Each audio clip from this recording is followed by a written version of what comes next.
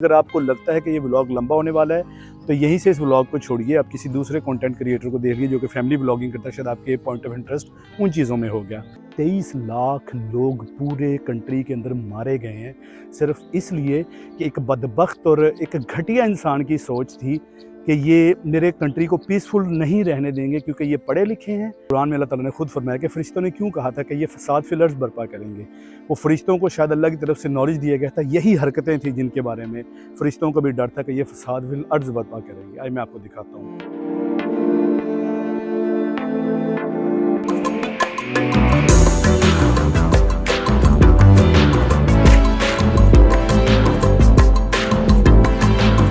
अस्सलाम वालेकुम, welcome to Vikilog and Vikilog to welcome.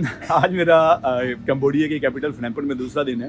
आज इंशाल्लाह फनम्पेन से मेरी रवानगी भी है, तो अभी चेकआउट करना है, लेकिन चेकआउट से पहले जो है ब्रेकफास्ट करते हैं और ब्रेकफास्ट करने के बाद हमने जाना है एक जगह।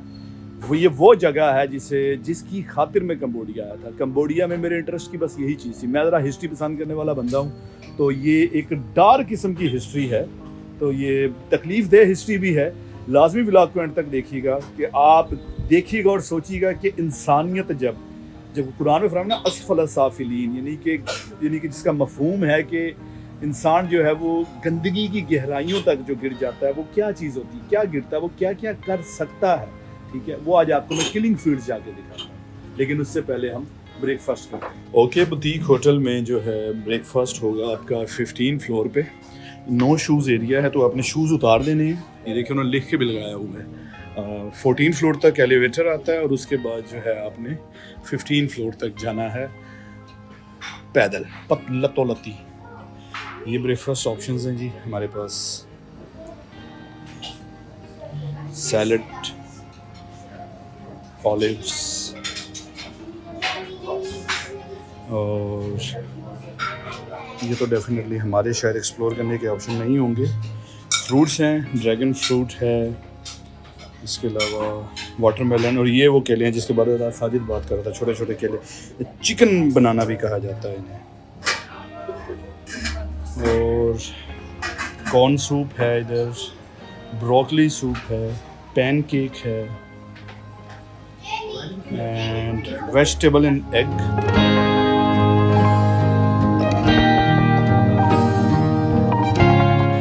खोल ही दिए मेरे लिए, तो हम देख लेते हैं। पोच हैम, पता नहीं क्या चीज़ है ये। वेजिटेबल गार्टन, ठीक है यार, यानी खाया जा सकता है। इसमें कोई वो वाले, मैं तो सोच रहा कि ये फ्राइड वेजिटेबल विद चिकन, ये वाला जो है ना, ये वाला फ्राइड वेजिटेबल विद चिकन, ये वाला जो है शायद नहीं खाया जाएगा हमसे, क्योंकि चिकन पता नहीं हलाल तरीके से ज़िबा भी हुआ है कि नहीं। लेकिन स्टीम टर्मेरिक राइस, हल्दी वाले चावल, और ब्रेड्स हैं हमारे पास, बटर हैं, कॉफ़ीज़, सीरियल्स, जूसेस, और ये डाइनिंग एरिया है।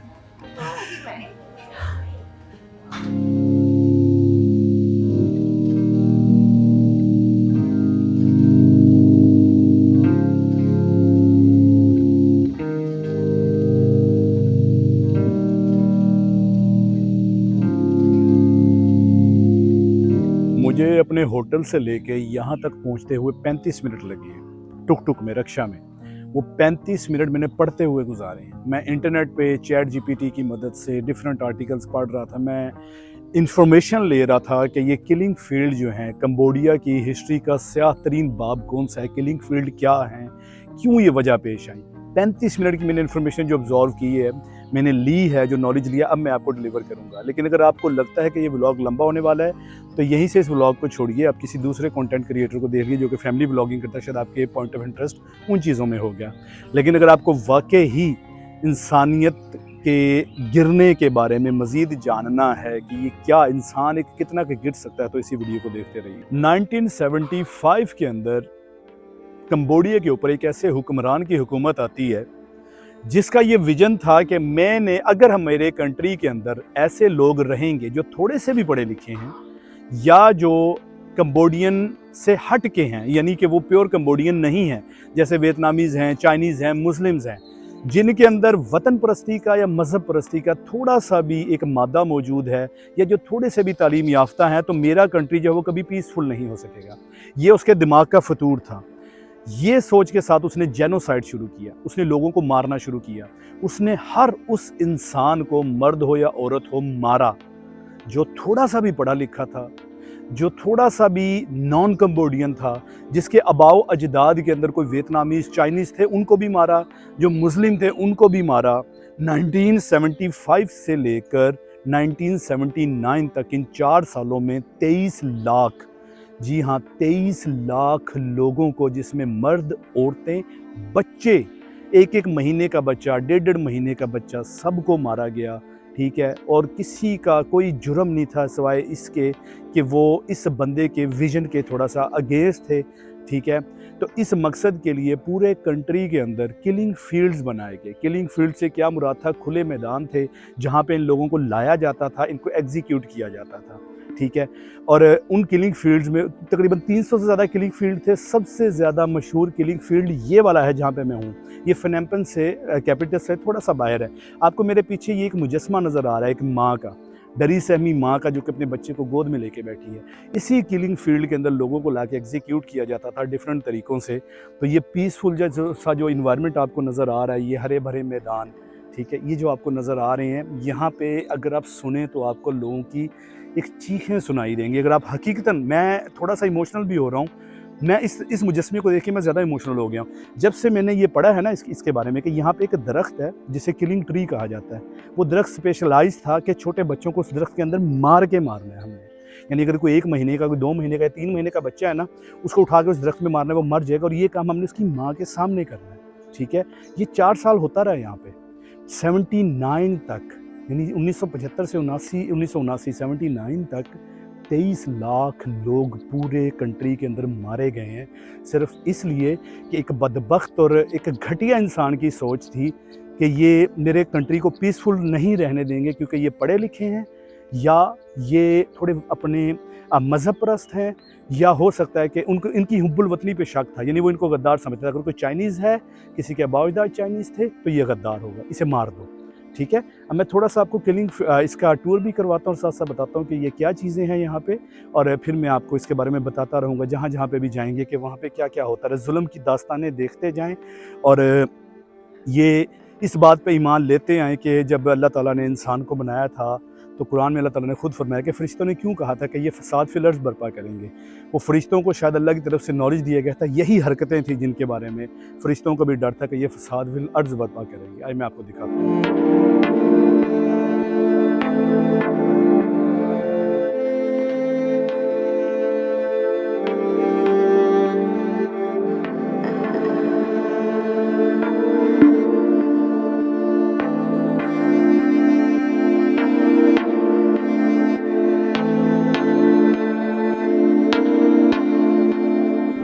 Please kindly show your respect to many million people who were killed under the genocidal Pol Pot। ये पॉल पॉट जो था ना, ये वो हुक्मरान था कि जिसने मारा था।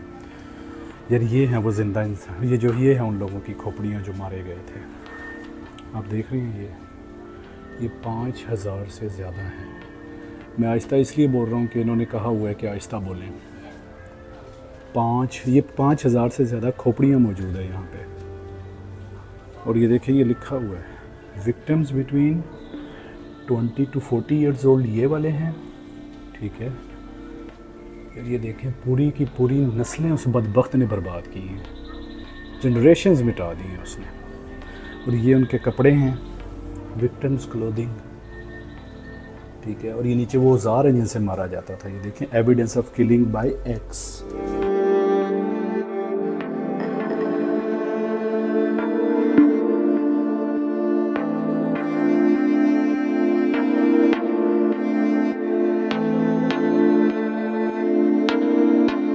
लोग यहाँ पर रिस्पेक्ट देते हैं, वहाँ से फूल बाई करते हैं, और फिर वो बाई करके तो यहाँ पे रखते हैं। ये 20 साल से कम वाले यार निशान मार्किंग की हुई उन्होंने कि ये जो पर्पल कलर है ये फीमेल की हैं। यार आपको आइडिया हो रहा है स्कार देख के कि कैसे, और ये जो ऑरेंज कलर है ये मेल का है। यार ये देखो, ये 5000 की सिर्फ उन्होंने जो है वो रखी हुई है। और ना एक्चुअल जो विक्टिम है वो तो 2.3 मिलियन है। ठीक है, ये देखें, और उन्होंने मार्किंग की हुई है, evidence of killing by crowbar, medical treatment, ठीक है, एविडेंस ऑफ केमिकल ट्रीटमेंट। ठीक है, ये इंसान थे हमारी तरह, जीते जागते, सपने थे इनके। ठीक है, कोई कुछ बनना चाहता था, कोई ठीक है, कोई माँ होगी, कोई बेटा होगा। ये पता नहीं क्यों यार, मैं वैसे बहुत ज़्यादा इमोशनल हो रहा हूँ। मैंने हकीकत यहाँ पे वैसे मैंने बहुत सारी वीडियोस देखी हैं, मैंने लोगों को रोते भी देखा है यहाँ के। ठीक है, ये देखिए, victims between 40 to 60 years old, ये उनके कपड़े पड़े हैं। जेलों में जो लोग पकड़े जाते थे ना कि अब ठीक है इनको मारना है, तो उनको यहाँ लाया जाता था जेलों से। ठीक है, तो ये किलिंग फील्ड इसीलिए मशहूर है ना कि वो जेल में, कईयों को तो जेल में मार देते थे, फिर सबको यहाँ पे लाते थे जो बच जाते थे। कईयों को जेल में मार दिया, कईयों को यहाँ पे लेके आना। तो महीने में 2-3 दफ़ा ट्रक आते थे फिनैम्पन से, तो ये पॉइंट है जहाँ पे आकर ट्रक रुकता था। ठीक है, और ये सबसे, मैंने बताया था कि 300 से ज़्यादा किलिंग फील्ड है, ये सबसे फेमस किलिंग फील्ड है जिसका नाम है चोंग एक। इसकी एंट्री फ़ीस $3 है, लेकिन अगर आपने कमेंट्री के लिए हेडफोन लेने हैं साथ, आप वो सुनते रहें, साथ साथ फिरते रहें, बड़ी डिटेल कमेंट्री है, तो $6 है पर पर्सन। ठीक है, ये जैसे ये देखिए इन्होंने हेडफोन लगाए हुए हैं ये, और साथ जो है ये देखिए इन्होंने भी हेडफोन लगाए हुए हैं। एक दिन के अंदर 300 लोग भी मारे हैं उन्होंने, ये लिखा हुआ है। ठीक है, तो इस वजह से जेल में इसलिए रखते थे कि उनके पास लोग ज़्यादा थे मारने के लिए, कि हमने ज़्यादा लोगों को कत्ल करना, टाइम कम था, तो वो 300 लोग भी एक दिन में मारे गए हैं। तो जिसकी जिस दिन बारी आती थी उसे ले आते थे। यार आप सिर्फ इमेजिन करें कि एक बंदा जेल के अंदर, उसे पता हो कि कल मुझे मारना है। मुझे सबसे ज़्यादा दर्दनाक चीज़ पता क्या लग रही है कि गन्स भी थी उस दौर में, लेकिन मौत को अजियतनाक और दर्दनाक बनाने के लिए ना वो गन से नहीं मारते थे, वो खंजर से मारते थे, सरों में कुल्हाड़ियाँ मारते थे, वो बेलचे मारते थे। यानी यहाँ पे अटैक करना है, गन से नहीं मारना, अजियतनाक तरीके से मारना। चलो ठीक है भाई, तुमने सोच लिया है कि मेरी ये घटिया सोच है, मैंने कंट्री को एक दूसरे डायरेक्शन पे लेके जाना, मैंने मारना है। सबसे पहले तो आपकी ये सोच है कि मैंने मारना है, तो अपनी उस बदबख्त सोच को पूरा करने के लिए कोई यार, बस मैं क्या कहूँ, मुझे समझ नहीं आ रही। द एग्जीक्यूशन वर्किंग ऑफिस, ठीक है, यहाँ पे बाकायदा एक इलेक्ट्रिक पावर का इंतज़ाम करने के लिए एक सेंटर बनाया गया था इस पॉइंट पे, ताकि अगर रात को भी हमने लोगों को मारना है तो हमारे पास लाइट हो। डेड बॉडीज़ के ऊपर जो कीमियाई मवाद जो होता है ना, केमिकल सब्सटेंस, वो यहाँ पे छिड़का जाता था, यहाँ पे रखा जाता था। तो डेड बॉडीज़ के ऊपर वो कीमियाई जो सब्सटेंस है छिड़कने के दो फ़ायदे थे, एक तो उसकी स्मेल ना आए, और दूसरा अगर कोई थोड़ा बहुत बच गया ना तो उस कीमियाई जो केमिकल सब्सटेंस से जो है ना, उसकी जो बाकी की जान है वो भी निकल जाए। और आपको एक बड़ी दुख भरी बात बताऊं, ये सारा मामला जो है 45 ईयर्स पहले हुआ है, 1979 के अंदर ना ये ख़त्म हुई है सारी बदबख्ती, ये जुल्म की जो दास्तान है। तो बहुत सारे विक्टिम्स ऐसे हैं जिनके बच्चे आज भी ज़िंदा हैं। फॉर एग्जांपल किसी की माँ उस वक्त मारी गई तो ये 45 साल पहले की बात है, और वो बच्चा बच गया है, लेट्स से उसकी उम्र उस वक्त 1-2 साल थी, 3 साल थी, वो आज भी ज़िंदा है, वो इस अज़ियत के साथ जी रहा है। अगर किसी का शोहर मारा गया तो बीवियाँ आज ज़िंदा हैं, किसी की बीवी मारी गई तो शोहर आज बुढ़ापे में ज़िंदा है। तो इस बात को भी इतना ज़्यादा वक्त नहीं गुजरा कि इसके जो असरात हैं वो ख़त्म हो सके इनकी जनरेशन्स के ऊपर से। बहुत सारे विक्टिम्स के रिलेटिव आज भी अज़ियत के साथ जी रहे हैं, और उस चीज़ के बारे में जो है वो बात भी नहीं करना चाहते। आपको बहुत कम लोगों के इंटरव्यूज़ मिलेंगे यूट्यूब के ऊपर। ये है पॉल पॉट, ये है वो इंसान जिसके हाथ पे 23 लाख लोगों का खून है। पॉल पॉट, 23 लाख लोगों का खून इस बदबख्त के हाथ में है। एक बाकायदा किलिंग ट्री था यहाँ पे, उस ट्री का मकसद ये था कि बच्चों को उससे मार के मारना है। जैसे ये देखें, ये शायद बाहर भी होगा, अभी मैं जाके देखता हूँ। तो ये देखें, बेबीज़ वर स्मैश्ड। मैंने कहा ना कि मैं बाद मैंने धूरी छोड़ दी थी कि अगर तुमने ये फ़ैसला कर ही लिया कि मैंने मारना है तो आसान मौत देने के भी बहुत सारे तरीके थे, लेकिन वो अज़ियतनाक तरीके से मारना चाहता था। Babies were smashed to the tree. 1979 के अंदर ये जो है जेनोसाइड ख़त्म हुआ था। ये 1980 के बाद देखें मास ग्रेव्स मिली हैं, बड़ी बड़ी कब्रें जिनमें सैकड़ों की तादाद में दफन किया गया था लोगों को। 1980s के बाद की तस्वीरें हैं ये सारी, ठीक है। ये देखें 80 आउट ऑफ, यानी 129 मास ग्रेव्स थी, उसमें से 86 मिली थी, ठीक है। तो और तकरीबन 8,985 लाशें मिली थी इन्हें, 8,985। और one of the Graves contained 166 corps without the head, यानी 166 लाशें ऐसी मिली थी जिनका सर ही नहीं था, ठीक है। और 100 से ज़्यादा यानी जो लिखा हुआ कि मैं पढ़ भी नहीं सकता, औरतें थी जो वो उरिया हालत में दफनाई गई थी, यानी उनके साथ फिर वो दूसरे मामलात भी किए होंगे। तो ये बाकियात हैं। इधर देखें, मुझे ये बच्ची का कपड़ा लग रहा है किसी का,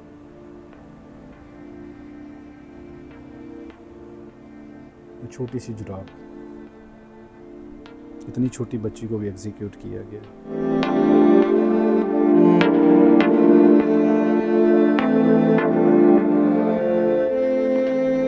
ये जो है 450 लोग, 450 विक्टिम्स की यहाँ पे बाकियात मिली थी।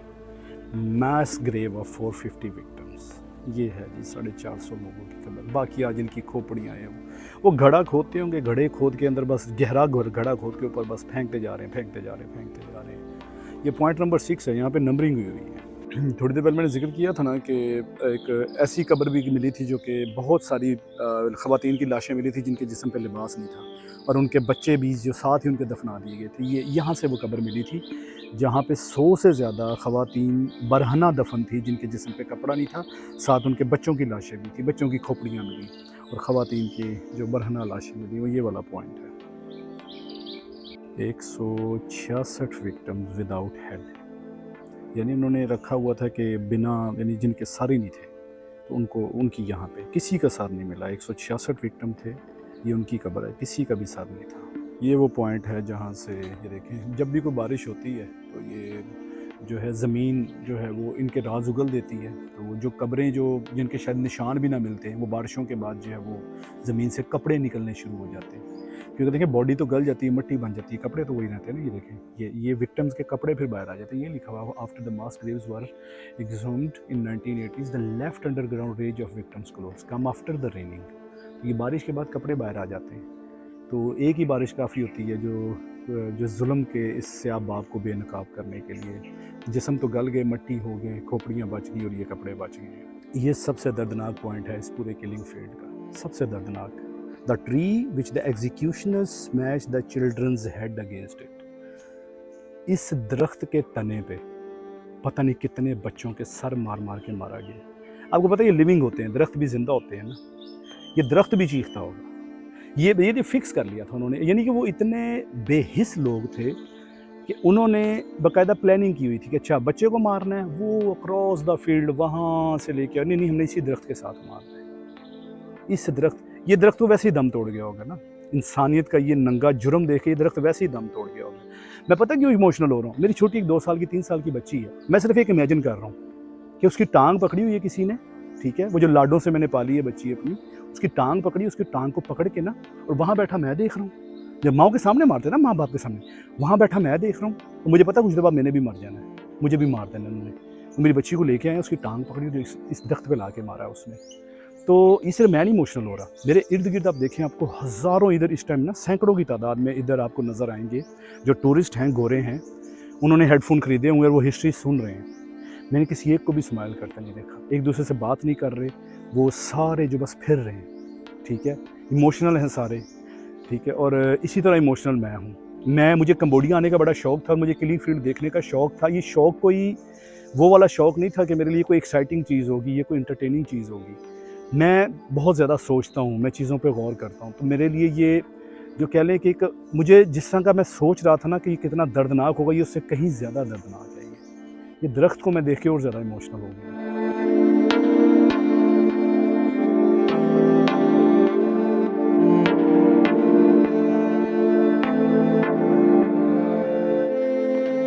ये भी जो हैं कुछ बोन्स हैं विक्टिम की, ये हड्डियाँ हैं, ये देखें।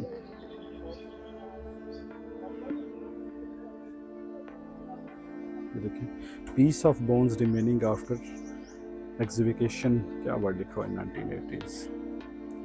और ये एक चाइनीज़ की ग्रेव है, फॉर्मर चाइनीज़ ग्रेव, pre-75, यानी इससे काम शुरू होने से पहले वैसे ही कोई चाइनीज़ दफन होगा। अच्छा, एक दरख्त हमने वो देखा था ना कि जहाँ पे बच्चों को मारा गया है, एक दरख्त ये है, इस पे स्पीकर लटकाया जाता था और उस स्पीकर पे तेज़ आवाज़ वाले गाने चलाए जाते थे। ताकि शोर में ना, गानों के शोर के अंदर मरने वालों की चीखें दब जाएं। This tree was use as a tool to hang a loud speaker, ऊंची आवाज़ में, ठीक है, म्यूज़िक चलाया जाता था, मरने वाले की चीखें भी ना निकले, यानी दब जाए वो सारी। और ये वेरी सैड। या वेरी सैड, मैंने कहा था ना हर बंदा इमोशनल होकर फिर रहा है यहाँ पे। स्लैंग ट्री, पॉइजन ट्री, मतलब इससे एक फ्रूट निकलता था, तो कुछ कैदियों को वो खिलाया जाता था ज़बरदस्ती ताकि वो मर जाए, जहरीला फ्रूट था ना वो, तो वो कईयों को तो वो फ्रूट खिला खिला के मारा गया। ठीक है, मैंने कहा था कि उसने मौत चुनी थी, उसने और उसकी आर्मी ने, लेकिन वो मौत जो है उसने सोचा था कि आसान मौत नहीं देनी, हमने दर्दनाक मौत देनी है। आपको सिर्फ गुस्सा उस पर आ रहा है, पॉल पॉट पे, उसकी जो तनख्वाहदार फौज थी वो जनवरी 1979 के अंदर वियतनाम ने हमला किया था। वियतनाम ने हमला करके इस पॉल पॉट और इसकी आर्मी को चपेड़े मार मार के, ठीक है, जंगलों में भागने पे मजबूर किया, फनम पेन और कंबोडिया पे कब्जा किया, तब जाके इसकी बदबख्ती और इसके जुल्म की दास्तानें ख़त्म हुई। और ये 4 सालों में ऑलरेडी 23 लाख लोगों को मार चुका था। अगर वियतनाम हमला ना करता तो शायद ये तादाद और ज़्यादा हो जाती।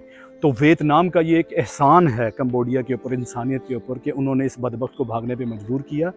लेकिन वही बदबख्त जो है कोई तबई जो कोई एग्जीक्यूट नहीं है, वो अपनी तबई मौत मरा है 1998 के अंदर। वो भागा रहा है काफ़ी देर, फिर थाईलैंड के अंदर। मैं काफ़ी इमोशनल था यार, शायद अगर मैं इन्फॉर्मेशन किसी कंस्ट्रक्टिव वे के अंदर एक प्रॉपर सिस्टमेटिक तरीके से अगर डिलीवर नहीं कर सका तो उसके लिए माजरत है। मज़ीद व्लॉग्स आते रहेंगे इंशाल्लाह। कंबोडिया में मेरा दूसरा दिन है, अब मैं जा रहा हूँ कंबोडिया के एक दूसरे सिटी साइम रेप के अंदर। वहाँ पे भी कुछ एक्टिविटीज़ मैंने प्लान की हुई हैं, उसके व्लॉग भी अपलोड करता रहूँगा। और मज़ीद इंशाल्लाह कंट्री के टूर्स भी मेरे जारी रहेंगे। विकी व्लॉग को सब्सक्राइब कीजिए, दोस्तों के साथ शेयर कीजिए, अपना ख्याल रखिएगा। अल्लाह हाफ़िज़।